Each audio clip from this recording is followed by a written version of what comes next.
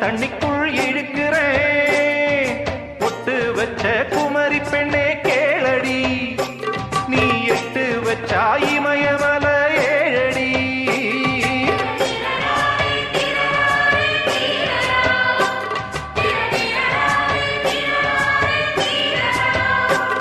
ஏய் அழற பொண்ணே கொஞ்சம் சிரிச்சு கூடு, அந்த சிரிப்புக்குள்ள துன்பம் எரிச்சு போடு.